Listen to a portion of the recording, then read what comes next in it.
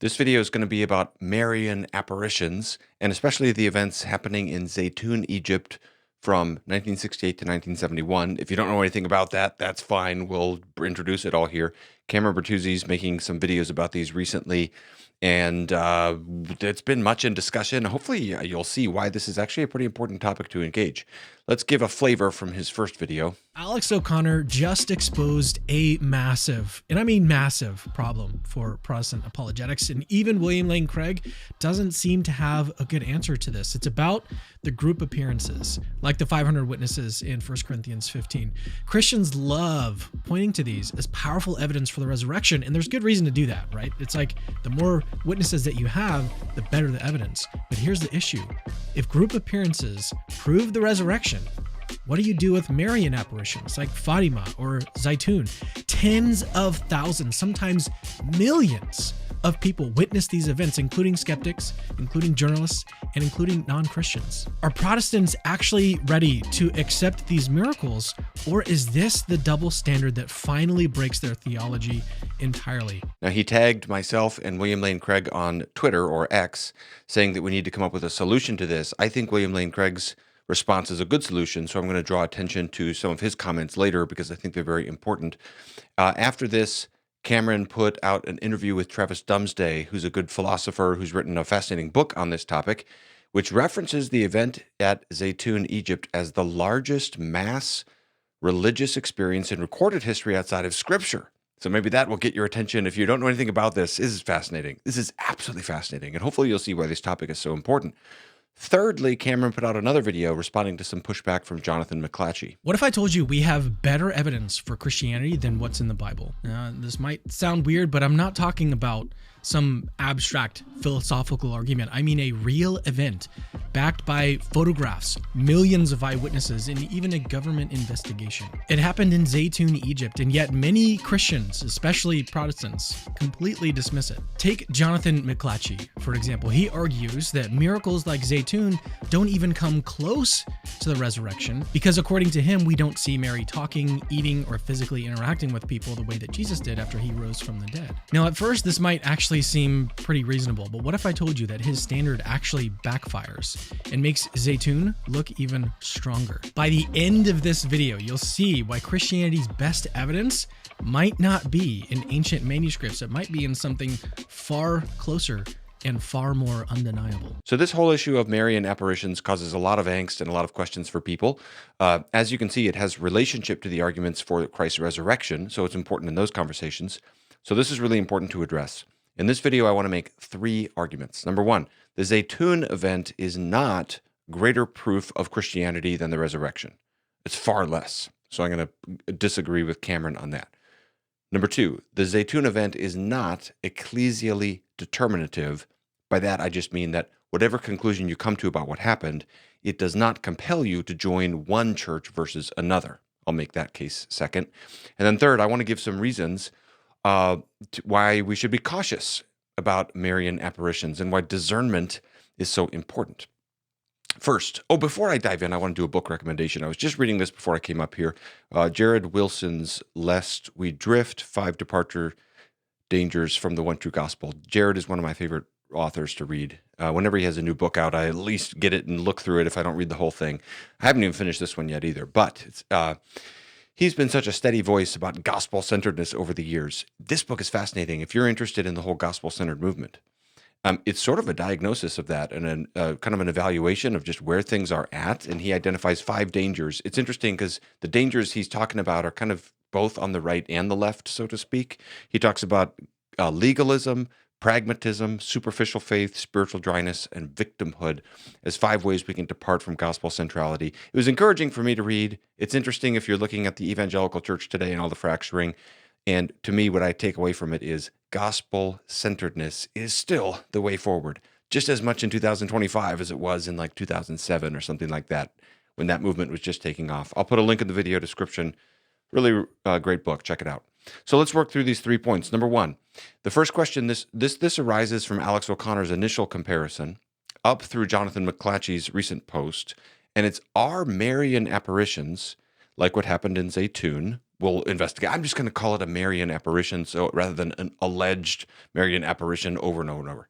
You'll see my own take at the end of this, and don't have your hopes set up that I'm going to solve it all, because I'm lots of questions and many things I'm still not sure about. So don't expect me to tie down everything here.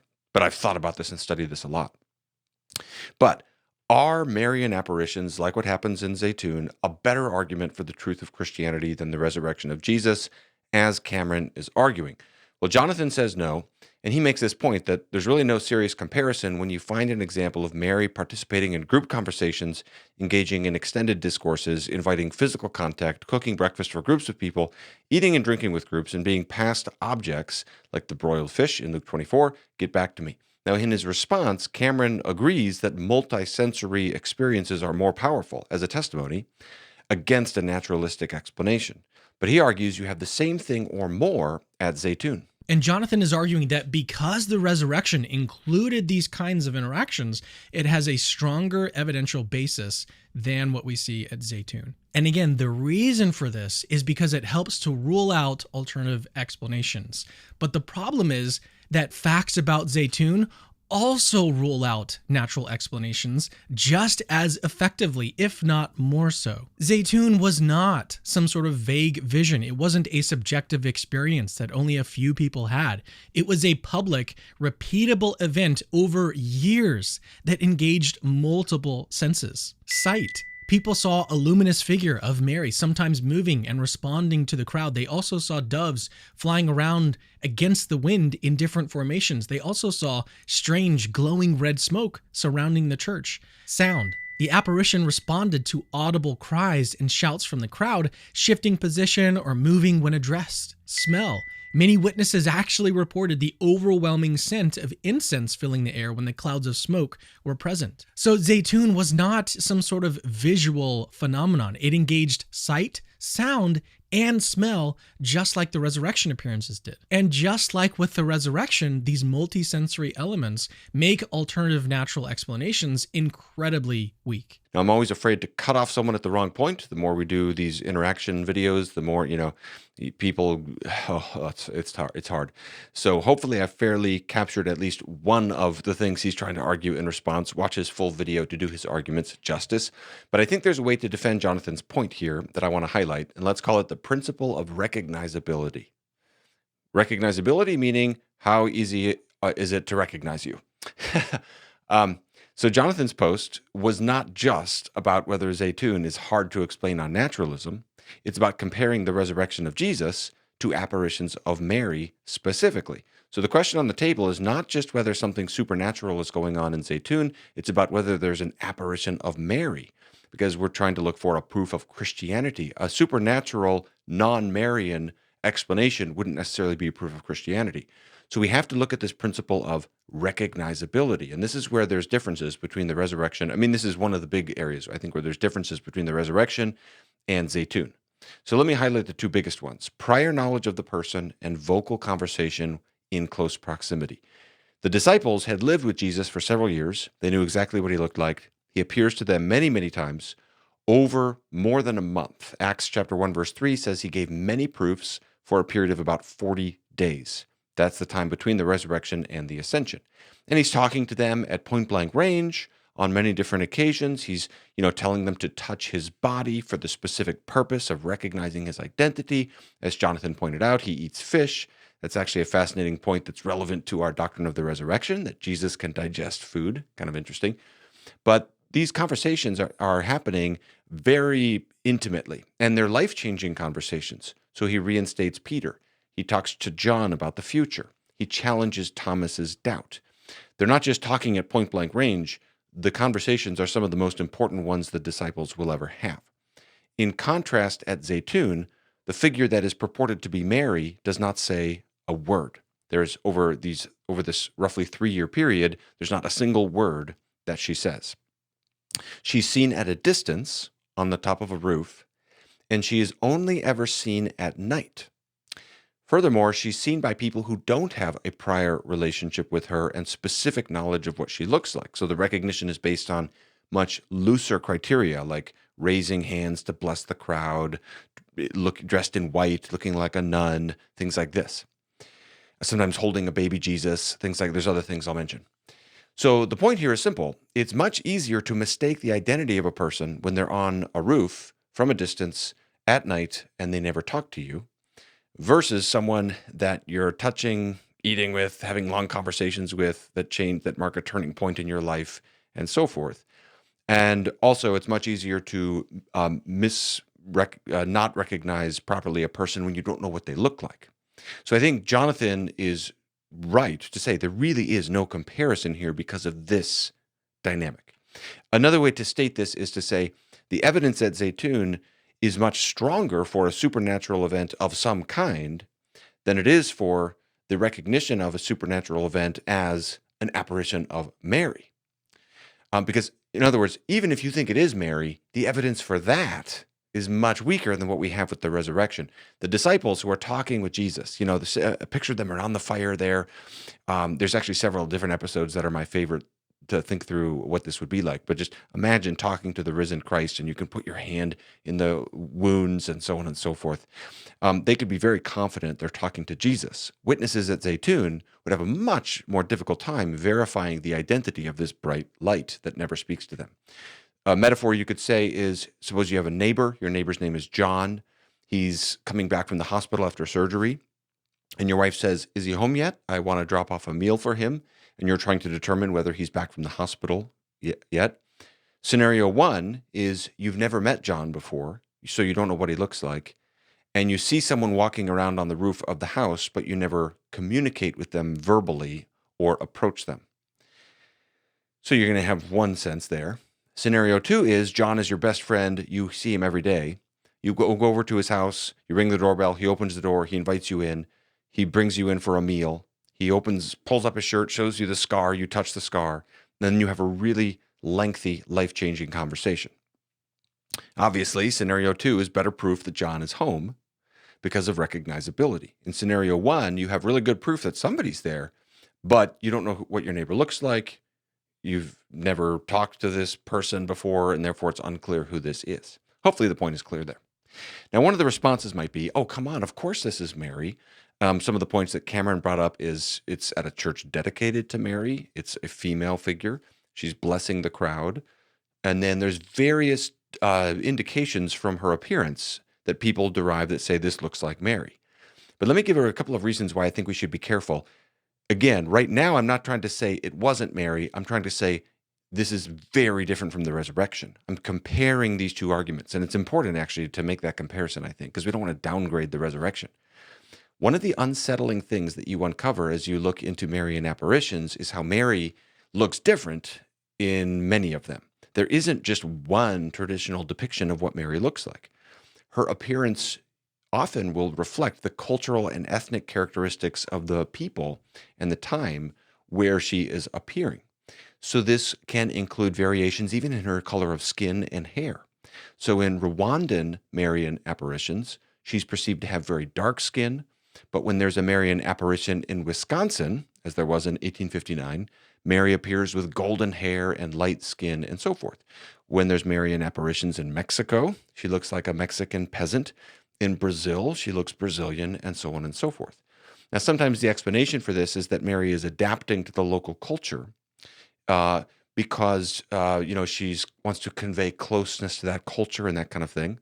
Now, I find this very strange. I'm probably not the only one. I mean, maybe if it was just cultural appearance, like clothing, but when it's her skin and hair color, this just seems kind of strange.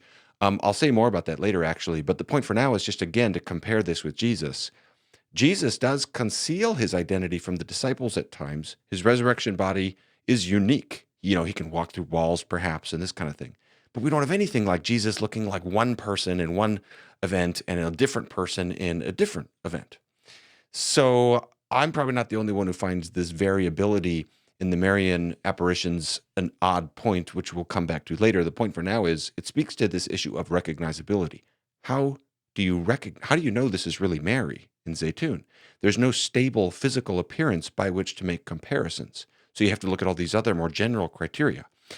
That leads to the next point. Even just looking at Zeitoun, leaving out all the other Marian apparitions, there's a fair amount of diversity in what people report.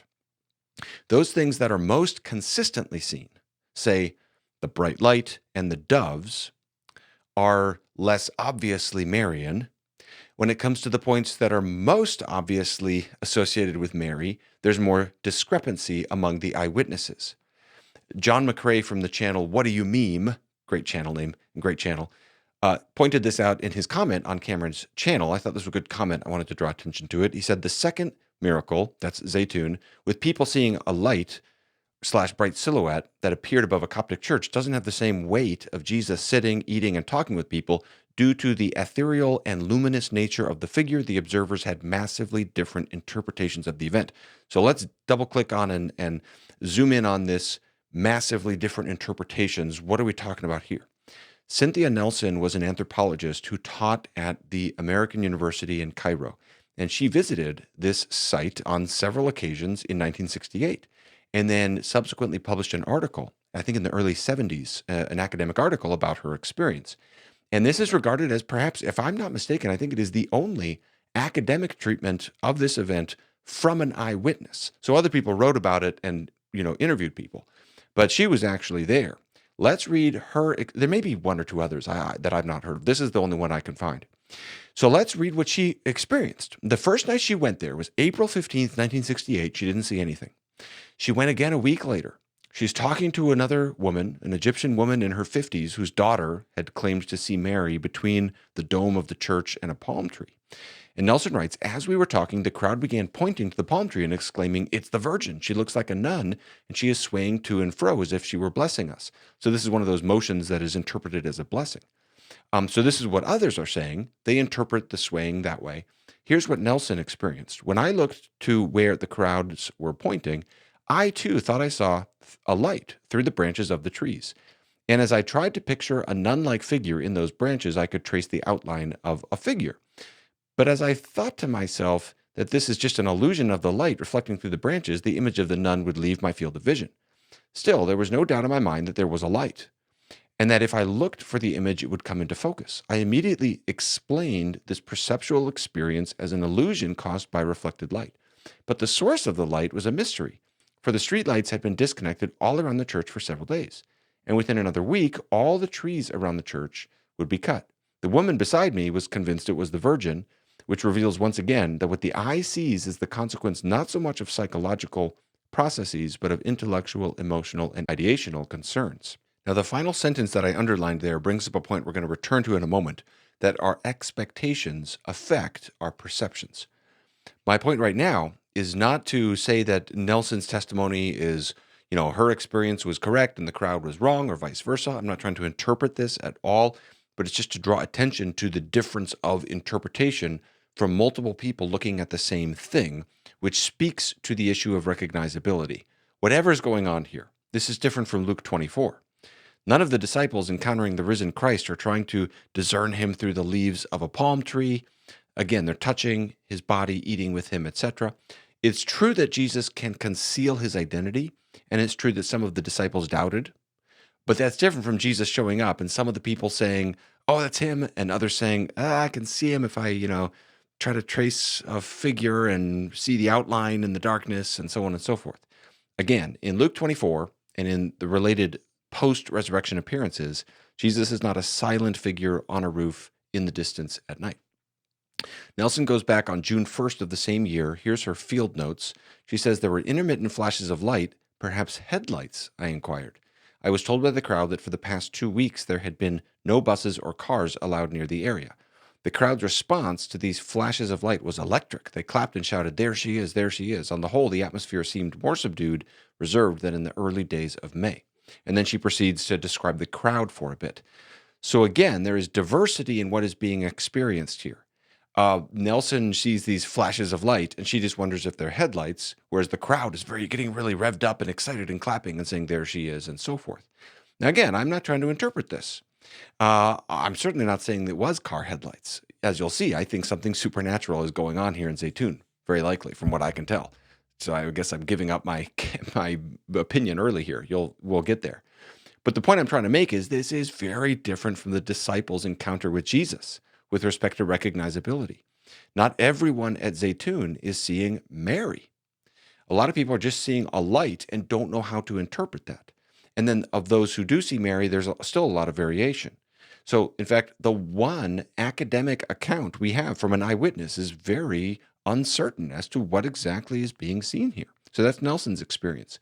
Now, in the interest of trying to show how strong the eyewitness testimonies of others are at Zeitoun, let me also put up her account of the reports of others, where you find these various different portraits of Mary that you can see emboldened here. And so I want to acknowledge there's a lot of eyewitness testimony. I am in no way trying to undercut the power of this cumulative eyewitness testimony, which needs to be reckoned with. Nonetheless, the point is, how do we account for these differences? Where you've got one person saying it's just a light and another person not. This is something that comes up in other Marian apparitions as well, where sometimes some people can't see anything at all, and it's just certain people there who see it. That's really interesting. So how do we account for that? Well, this leads us to William Lane Craig's point that he made on Sean McDowell's channel. I think here Alex is drawing our attention to a very important point, namely the antecedent beliefs of persons which would dispose those persons towards certain experiences. Like Alex, I am skeptical of the Marian mass appearances. The person who experiences Marian visions are typically Roman Catholics predisposed toward belief in the Virgin Mary. Now, I'll just play the portion of Cameron's response that concerns Zeitoun, since that's the focus right now. And second, predisposition doesn't explain Zeitoun at all. In Zeitoun, thousands of Muslims, people with no cultural or theological predisposition to Marian apparitions, reported seeing the Virgin Mary appear above a Coptic church.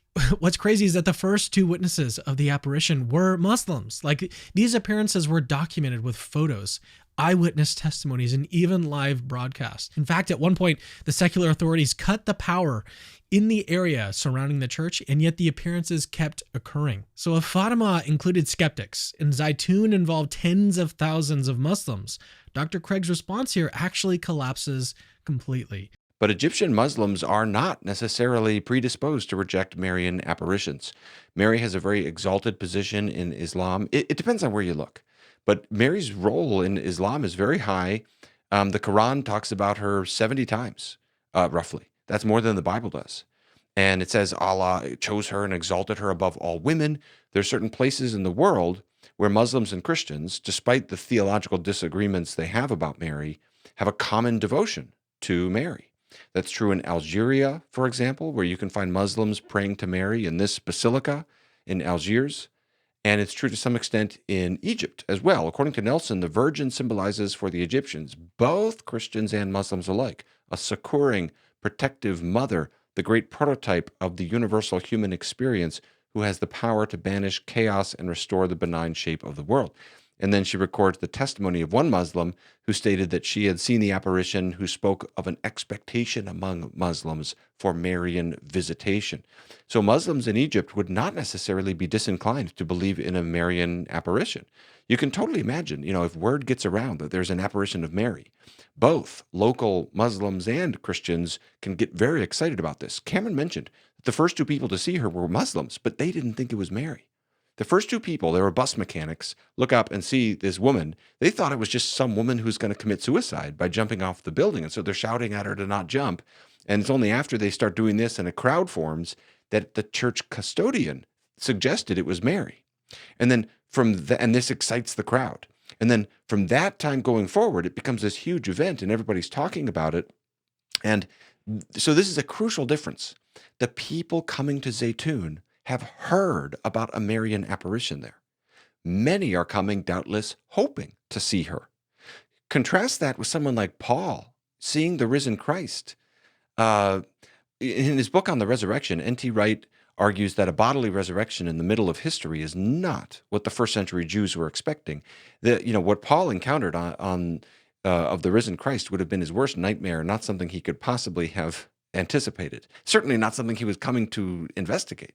And so I think Dr. Craig's point about the difference here of expectation and predisposition is right on the money. Now, let me clarify. I am not leveraging all of this to say that there was nothing going on in Zeitoun. My point right now is this is not comparable to the evidence for the resurrection. I think Jonathan McClatchy was right to point out these differences that concern recognizability. There is no comparison between a silent figure on a roof at night and your dear friend that you eat and talk with at length. And the differing predispositions at play only add to that contrast. Now, granted, we would need to say a lot more to fully nail this point down. So, if we're comparing Zeitoun versus the resurrection, we need to get into the trustworthiness of the Gospels. I haven't done that in this video. We could do that, but I haven't done that here. But hopefully what I've said makes clear why I think it's unhelpful to put Zeitoun above the resurrection in terms of its evidentiary value. The resurrection of Jesus is literally the backbone of our faith. It's the fulfillment of all prophecies of the Old Testament. It transformed the apostles. It launched the Christian church. It's the great event of history. And I'm concerned we don't downgrade that, because the case for it is also really unique and really strong. So that's that point. Now, for the second section of this video, let's ask this question. Okay, if Zeitoun isn't comparable to the resurrection as in terms of its evidence for Christianity, is it at least good enough to determine which church you should join? This is something that Cameron emphasizes in his video. Protestants seem to be stuck in a very serious dilemma here. Either they dismiss these miracles, weakening their own argument for the resurrection, or they accept them and face the fact that Catholicism or Orthodoxy offers a more consistent explanation. And we also heard in his first clip that I played references to the apparitions as the double standard that breaks Protestant theology. He talks a lot about Protestants being desperate to explain this event. He closes that first video with a clip of Sean McDowell talking about whether Marian apparitions should mean a person should become Catholic and so forth. So that leads to my second comment, which is the Zeitoun event is not ecclesially determinative. What I mean by that is, however you interpret this, whatever you think happened, it doesn't promote one branch of Christianity over another. And I think there are three reasons for this. First, if the events at Zeitoun were to establish the truth of one branch of Christendom, the most natural candidate would be Oriental Orthodoxy, because this is happening at a Coptic church.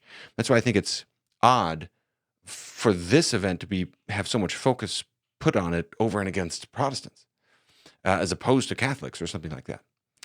Second, unlike some of the other Marian apparitions, which we're going to talk about, we don't have a particular church's theology being advocated here at this event. In fact, we don't have any theology being advocated. As we said, not one word is spoken by this alleged Marian apparition. This is a more theologically generic kind of episode.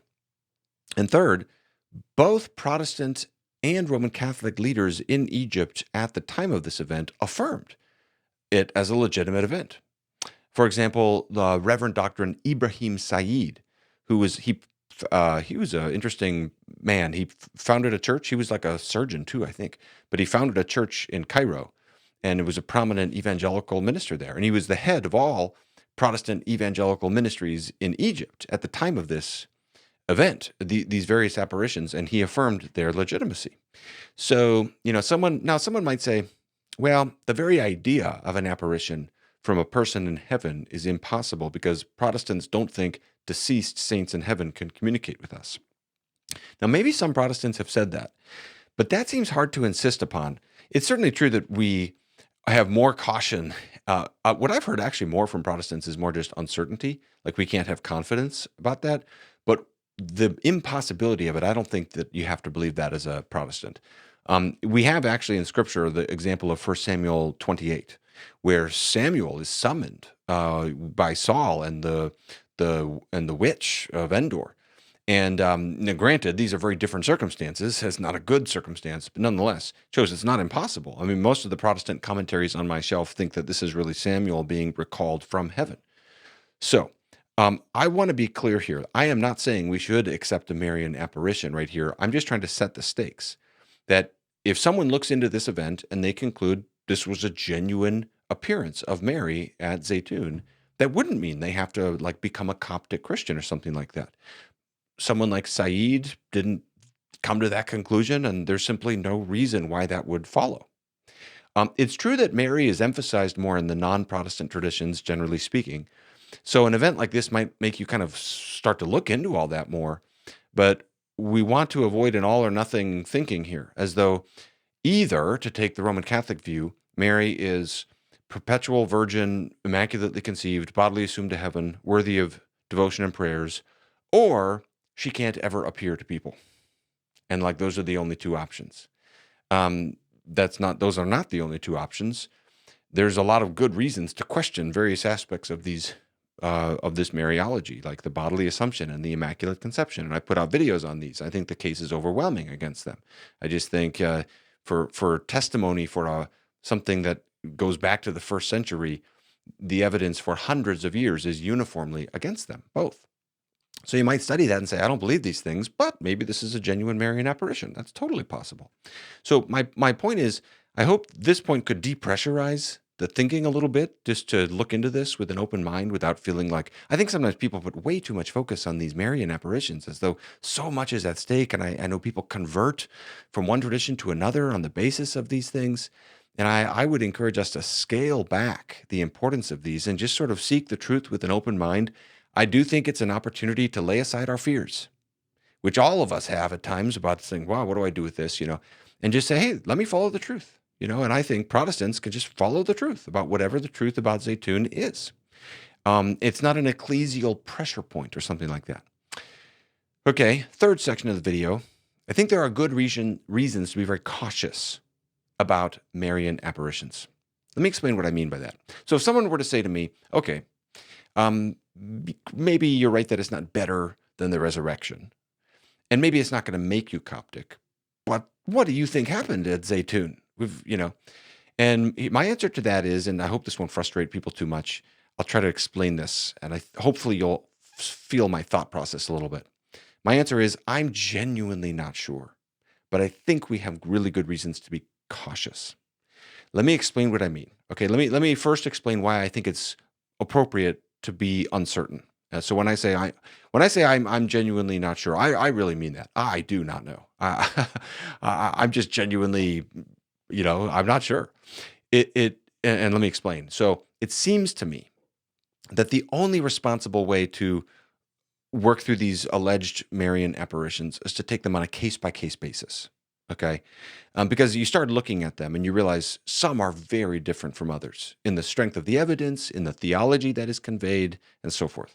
So it's really hard to give a generic response to all Marian apparitions. If someone is expecting me to kind of give you a blueprint for how you should think about them all in this video, you'll be disappointed.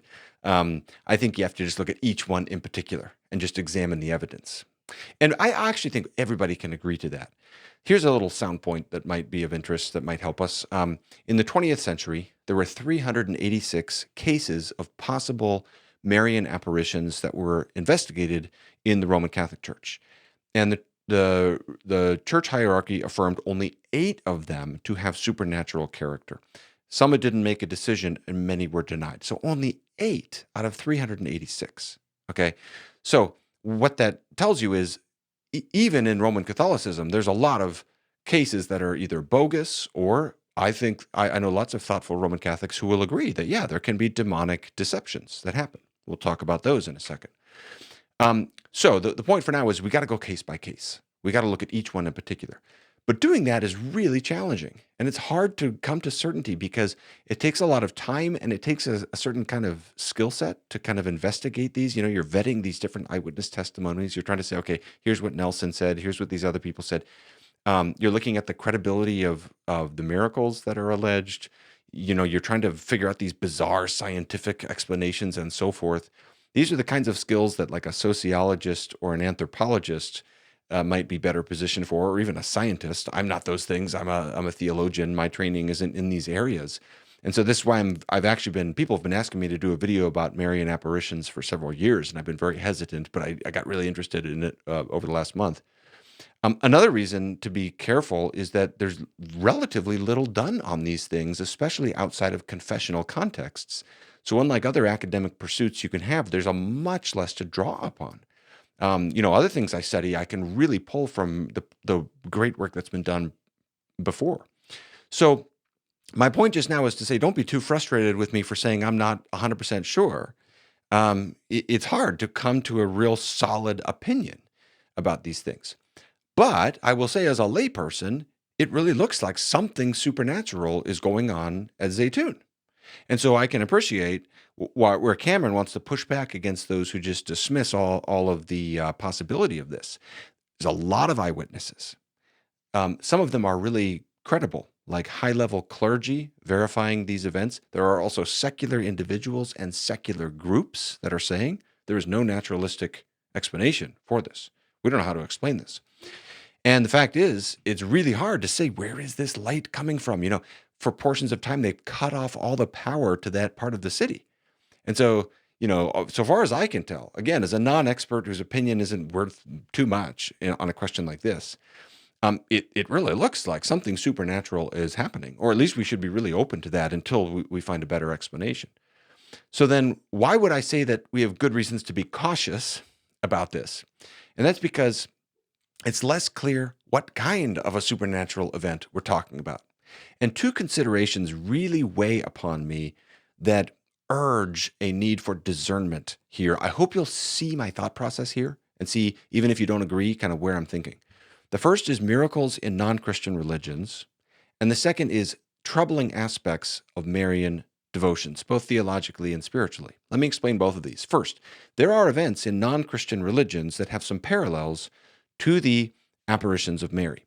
And they don't have all the same, they don't have the same number of people involved potentially as at Zeitoun, where there's so many, but they have the same kinds of evidence. And I'm concerned that, based upon what we conclude from Zeitoun, what will that then mean for other religions? So just to give one example, a friend of mine, he's not really a friend, he's just someone who always comments on my videos, and I always say, I like this guy's comments. He was sharing about this event in Canada in 2014, where there was an apparition at a Hindu temple. And a group of worshipers are gathered. There's an image of this particular saint, as he is regarded among Hindus and some other groups as well, a kind of spiritual leader in India who had been dead for several generations. And this apparition lasted for several hours. It happened on 2 different occasions. It has living eyewitnesses, all of whom swear by what they saw. We have some photographs. Granted, they're kind of sketchy. It's hard to see. But the photographs from Zeitoun are also kind of tough to work through. How much have they been doctored and this kind of thing. This was reported by the news. The experience of it was spoken about as incredibly powerful by those who attended, and so on and so forth. And if you really don't like this particular example, actually, you can find other examples. It's actually not that hard to find other alleged supernatural events that it's hard to disprove. And so the question that it raises is, for those of us who are Christians like myself, I think Jesus is the true revelation of God. How do we respond to these other episodes? It's hard to say that, all these eyewitnesses are lying and this kind of thing. And I think what we have to come to terms with is that Christianity teaches that we live in a world filled with supernatural beings. And I think sometimes as modern people in the West, we forget the diversity of different kinds of angels and demons and just how active they are in the world. Now, this is difficult to talk about because as soon as I mention that, we talk about the possibility of either angelic or demonic influence in any of these events. If we talk about demonic influence, it can feel like we're insulting the people involved. That's not the intention. Everyone is made in God's image. We should treat members of other religions with respect, and we shouldn't be purely dismissive as though they're all just evil fully or something like that. But nonetheless, angels and demons are so active in the world that it shouldn't surprise us to see lots of supernatural events of various kinds, including demonic ones.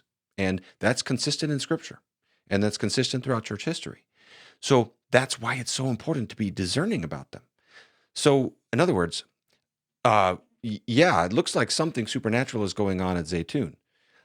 What then follows is we have to be very careful to say, what is this exactly? Now, I am not saying for sure that all the Marian apparitions are demonic. I honestly don't know. I do think some of them are. And let me explain why. And by the way, again, many Roman Catholics will agree that some of them are. That's why so few are reported as legitimate. Because you're going to get into this and you're going to see some of these apparitions where Mary appears to someone. She is telling them to read occultic literature. Okay, that's the kind of thing your alarm bell should go off. Cameron's video was kind of dismissive of this demonic deception idea as though it's such a desperate reach. Let me explain why I think actually we need to slow down and really emphasize this point.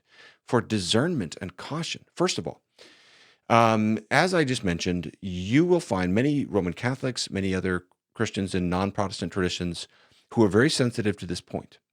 Because even if you think, there's been maybe, let's say you believe in all 16 Marian apparitions that have been approved formally by the Vatican. Okay, that leaves a lot of others, and some of them have some kind of supernatural character. And I don't think anybody can get into this literature and not feel a bit spooked out at times, just to be completely honest with you. Okay, I mean, I mentioned this. Here's the example I was just thinking of where you'll find people talking about the entity appearing as Mary, telling someone to read an occultic book. That's a great example of the need for discernment. And let me just emphasize this point, because actually, even if whatever your views are about Marian apparitions, I think this is just a general principle that is really important. We need to be discerning to test all things by the revelation God has already given. This is a very reasonable principle because it's based in the consistency of God. Present revelation will not contradict past revelation, and private revelation will not contradict public revelation. God doesn't say one thing on Monday and then a contradictory statement on Tuesday, because God is consistent. And this is why Paul's statement in Galatians 1 is so important. And I really want to emphasize this because we might assume, it'll be obvious to know where there's demonic activity versus where there's angelic activity. One of the things I was sobered about a few weeks ago when I put out a video on Satan is how frequently Satan is called cunning and crafty and a deceiver and so forth. John calls him the deceiver of the whole world. And he's frequently put this way. He's deceptive, he's cunning, he's tricky. The words of Paul in 2 Corinthians 11 should really sober us. Just think about this for a second. He says, Satan disguises himself as an angel of light. We should not assume that we will be able to tell the difference between demonic activity and angelic activity easily or glibly. That's why I'm trying to be so careful for this, something like Zeitoun, where I want that there.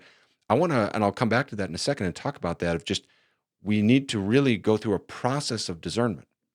If Satan shows up, he's not going to look like a scary monster who's drooling and snarling at you, most likely. He's probably going to look beautiful and shining, and he's probably going to mix in a bunch of true things with lies. He's very, very crafty. So when we do that, what do we find? With Zeitoun, I'm honestly not sure, because I think Cameron has a fair argument in principle that spiritual fruit reveals a good tree. So he's saying, look, there's miracles and there's genuine conversions here. The reason I'm still a little just saying not fully on board yet, but open and sympathetic to this argument, but just wanting, I basically just need more information, is because when you hear reports of people seeing the apparition of Mary at Zeitoun and remaining a Muslim, okay, obeying Mary, and yet they're still a Muslim, this kind of thing, it raises this question, and that's, what are we really talking about here in terms of spiritual fruit? How do we distinguish just a rush of excitement from true conversions to the true gospel? But since I just don't have enough information about that, let me just say, look, a Protestant can just follow the evidence. If this episode did really result in genuine spiritual fruits like conversions to the true gospel, then it is from God. I think we should say that. Whether it's an angel or Mary or whatever it might be, again, we can just follow the evidence. But let me explain why I'm cautious about that and why I'm wanting to tap the brakes and say, I don't think so. And that is because the Zeitoun event comes in the context of other Marian apparitions, which have very troubling theology. And that includes, unfortunately, those that have been approved by the Roman Catholic Church. Let me explain this. And this is, it doesn't give me any pleasure to say this, and I wasn't actually expecting to come to this conclusion when I looked into this. But I think we need to say that many of these events reflect a kind of Marian excess that underemphasizes Jesus and at times distorts the gospel.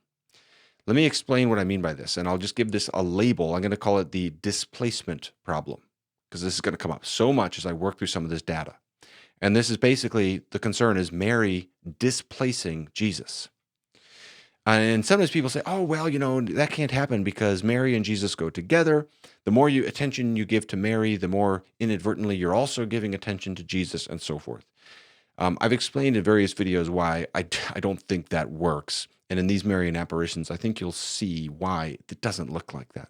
Now, let me start by saying this is not a concern that is unique to Protestants.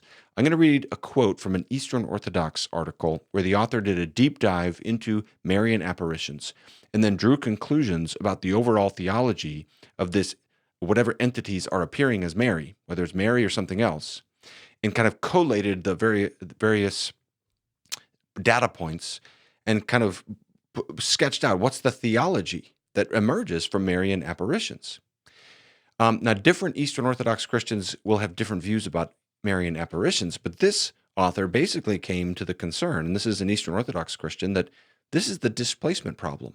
Mary is not magnifying Jesus, she's taking over the show. The overall conclusion that she draws in this article is that the Virgin, not Christ, is the central figure. Heaven speaks through her, not him. Despite Rome's official teaching, which still precludes placing Mary on a level with her son, she is predominant. Later, the article says, the lady of all the apparitions, by contrast, remains firmly center stage with the spotlight fixed permanently on herself. And then she lists some of the titles that she decrees for herself and that some of the demands that she makes. And one of the things she notes is that a theme throughout these Marian apparitions is that Jesus is very stern and angry and wrathful, whereas Mary is soft and gentle, and she's actually holding back the wrath of Christ. You can see various examples in this article that this Eastern Orthodox Christian gives where she's expressing this concern about this, that this is kind of weird to say Mary is holding back the wrath of Christ.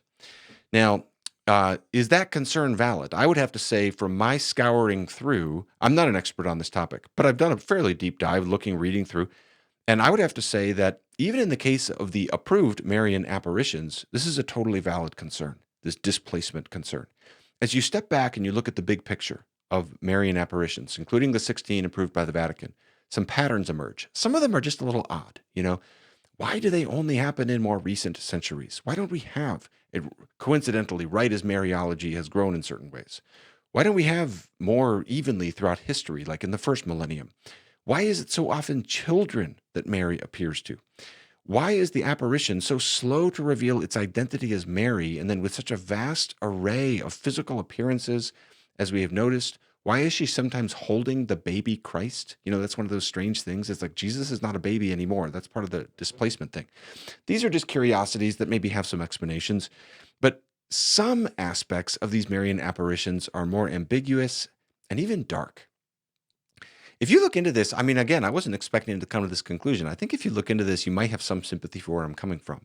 Maybe the most troubling feature that I have been trying to come to terms with is how much the apparition, purporting to be Mary, demands for itself. It's demanding chapels built in her honor, lots of sacrifices and rosaries. When this hit me, I was reading about an apparition of Mary. This is one of the approved ones in Belgium in the 30s to 5 children, ages 9 to 15. You know what her final words were to the children? Do you love my son? Do you love me? Then sacrifice yourself for me. Goodbye. Now that might seem just, oh, that's one little thing. That's kind of a theme here. And some of the things that these apparitions of Mary are demanding are kind of bizarre. The one in 1858 in Lourdes, France, the apparition says to a 14-year-old girl, kiss the ground as an act of penance for sinners. And then later, the girl, named Bernadette, recounts that the apparition instructed her to drink dirty water in a cave and then eat the grass. This just seems kind of weird. The apparition in Rwanda as well has these kind of odd demands of penance from the young girls that she is appearing to. I'm not trying to make this sound really weird. I'm just trying to represent some points here that this just seems really odd to me. Now, let me give a flavor of this more fully from Fatima, Portugal. This is one of the most famous Marian apparitions. Here, the apparition appears on the 13th of the month for several months to these 3 children. Again, it's always children, not always, mostly children. And then this is prior to this famous miracle that occurs that October 1917. On June 13th of that year, the apparition says, I shall take Jacinta and Francisco to heaven soon. That's 2 of the children. But you, Lucia, will remain a little longer, since Jesus wishes you to make me known and loved on earth. He wishes also for you to establish devotion in the world to my Immaculate Heart. So, okay, already you're just kind of noticing. Mary is the one who takes these children to heaven, but Lucia stays for the purpose of making Mary known and loved and to establish devotion to her. As I'm reading this, I remember thinking, it's actually hard for me to imagine something like this happening in the first millennium. You know, seems to reflect the Mariology of the times. This idea, even the vocabulary, but not just that. I'm taking you, two of you to heaven. One of you will stay to make me known on earth. The next month, July 13th, make sacrifice. This is what she says: make sacrifices for sinners, and say often, especially when making a sacrifice, "O Jesus, this is for love of thee, for the conversion of sinners, and in reparation for offenses committed against the Immaculate Heart of Mary." Now, note that last little phrase there. So, they're making sacrifices because of sins against Mary. So, you can see how the concern can start to arise here of Mary being center stage. She's the one taking people to heaven. She's the one you need to make known. She's the one you've sinned against. After this, she shows the children a vision of hell, and it's a little odd. This is one of the things that you might say, well, okay, maybe she knew the children can handle this or something, but showing little children a vision of hell and then basically making it sound like your prayers and your sacrifices are what are needed so people won't go there, this feels a little dramatic. But that, you could explain that. But what's really odd is what is said. You have seen hell, where the souls of poor sinners go. It is to save them that God wants to establish in the world devotion to my Immaculate Heart. If you do what I tell you, many souls will be saved and there will be peace. So, see the second sentence there? Devotion to Mary saves from hell. Do what I tell you. The apparition is asking for things like the country Russia to be dedicated to her. The next month, on August 19th, she's asking for a chapel and various means of consecration to the chapel. On October 13th, just before the famous miracle of the dancing sun, she says, I want a chapel here built in my honor. I want you to continue saying the rosary every day. The war will end soon and the soldiers will return to their homes. You see the reference to Christ being offended. When I have these conversations, I struggle to understand how people don't feel the concern of the displacement problem. Because I'll bring up passages, people are like, well, what's the problem? I'm like, how are you not concerned about this? Mary is the one that you want to spread throughout the world. Mary is the one who saves from hell, and so on and so forth. Whose honor is being promoted here? Here's another one. Maybe this will get the point across. This is from Ecuador. This has approval from the local bishop, but not a verdict yet from the Vatican, where the apparition purporting to be Mary commands a statue to be made. Now I ask and command you to have a statue to be made for the consolation and preservation of my convent. Now, skipping down to where I've emboldened, first, so that men in the future might realize how powerful I am in placating divine justice and obtaining mercy and pardon for every sinner who comes to me with a contrite heart. So here, the statue is there because Mary is powerful in placating divine justice. And you note this little phrase, every sinner who comes to me with a contrite heart. This is the displacement concern. Because, let's state it simply. Jesus placated divine justice on the cross. So we go to God through the work of Christ on the cross. And if we're measuring Marian apparitions by God's previous revelation, we have no foundation for anything like this. Mary is the one. Not only we spread Mary's honor throughout the world. She's the one to whom we come in contrition, and she's the one who placates. Even at times, she's the one who placates Jesus. This is not a both and. When I ask my friend on earth to intercede for me, I'm not asking them to placate God's wrath. Only Jesus has done this on the cross. In other apparitions, you have Mary as the subject of Genesis 3:15, which basically relies on the mistranslation from the Catholic Douay-Rheims Bible that she shall crush his head. So this is another one of these points where when the alarm bells don't go off in the other side, I just assume there's some kind of divide between us. We are coming from such different paradigms. Clearly, we don't understand each other. I don't see how people can't be concerned by this kind of thing. It's not a both and if you have a mistranslation of the Bible to make Mary do something that Jesus actually did, right? So my point in working through just some representative examples here of where I'm seeing things that say, this is problematic. And so my point is to say, I think we have good reasons to be very cautious about Marian apparitions, and I think we need to be very discerning. What is the overall theology? Does it it, uh, does it cohere with what God has already revealed in Scripture? Does it even cohere with the first millennium of church history? That's the thing. Of church history is always leveraged against us, but so much of this seems like it's kind of spiraling up more and more and more and more and more. The Marian excess just seems to stack up more and more. And I really don't understand how people don't have a concern about Jesus no longer being center stage. He's the atoner. He's the one we want to spread his fame throughout the world. He's the one who saves us from hell, and so on and so forth. So I again want to keep clarifying, I am not saying that all the Marian apparitions are demonic. I don't know. I'm trying to emphasize the need for discernment on the basis of anything that goes against God's prior revelation. I'm not sure about all of them. Some of them, I think, probably are. Final thought. People often act like modern Protestants are kind of strange for making too little of Mary, as though it's odd for us to be concerned about this excess. And they make much of the fact that the Reformers retained various aspects of the Mariology of the medieval church.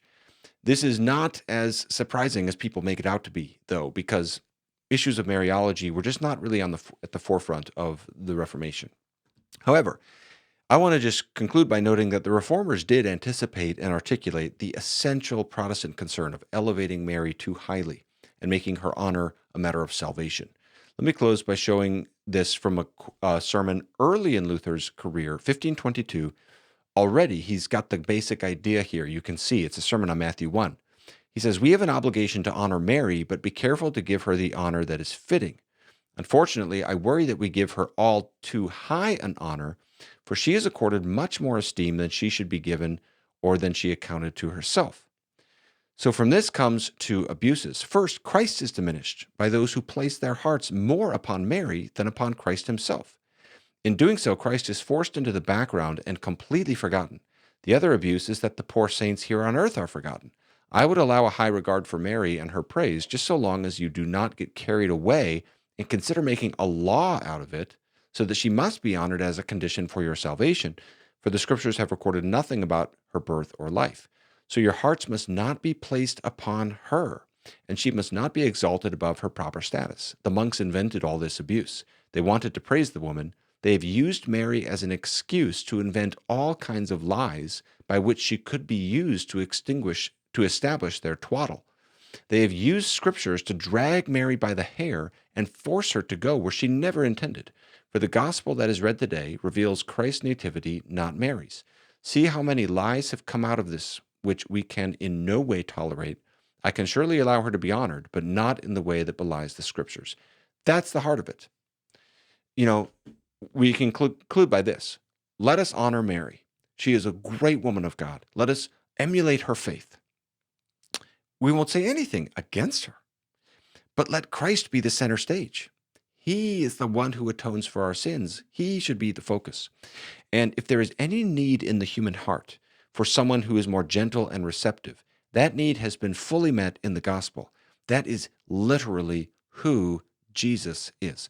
In the Gospels, there's one time where Jesus tells us what his heart is like, and he says, "I am gentle and lowly in heart." So if you ever find yourself tempted to think of Mary as like more approachable than Jesus or something like this, which this is one of the concerns on the table, we should remember we could not have a more gentle and perfect and approachable Savior than Jesus. And his death on the cross is the full and perfect atonement for our sins. Nothing else is needed for the sake of reconciling us to God. Now, all we have to do is believe in that and live accordingly. So hopefully that's a happy note to end on in this video. Whew, long one, longer than I thought. Let me know what you think. As you can note, much more to be said about all this. So we'll keep conversations going, keep study going. Hopefully this will be one helpful volley in the conversation, just because I know a lot of people wrestle with this and genuinely feel perplexed. So hopefully this will be helpful to folks out there who are wrestling with this topic. Thanks for watching. I will read the comments carefully. We shall see what they say. Thanks, everybody.